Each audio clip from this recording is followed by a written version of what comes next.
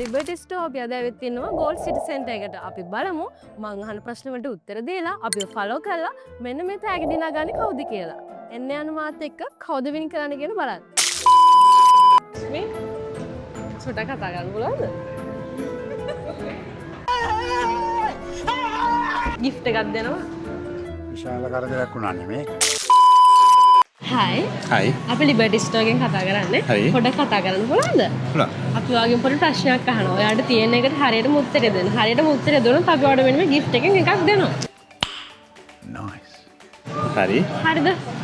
මේ දවස්වල FIFA World Cup එක යනවනේ. ඔව්. ඒ සම්බන්ධ ප්‍රශ්නයක් තමයි අපි ඔයාගෙන් අහන්නේ.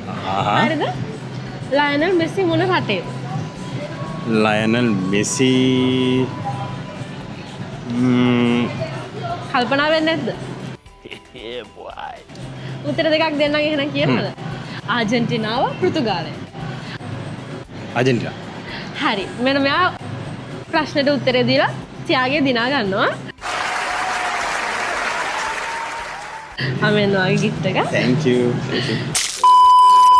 මේ දවස්වල FIFA World Cup එක යනවනේ. ඒ සම්බන්ධ ප්‍රශ්නයක් තමයි අපි ඔයාගෙන් අහන්නේ. ලයනල් මෙසිගේ රට මොකක්ද? හරියටම දන්නේ නැහැ හැබැයි. ඔයාට අපි ඔප්ෂන් දෙකක් දෙනවා. පෘතුගාලය, ආජන්ටිනාව. ආජන්ටිනා. හරි. ඔයා මේ gift එක දිනා ගන්නවා. මේ දවස්වල FIFA World Cup එක යනවනේ. ඒ සම්බන්ධ ප්‍රශ්නයක් තමයි අපි ඔයාගෙන් අහන්නේ. රොනාල්ඩෝ මොන රටේද? පෘතුගාලය, ආජන්ටිනාව. පෘතුගාල. හරි. ඔයා මේ gift එක දිනනවා. මෙයා මේ gift එක දිනාගත්තා.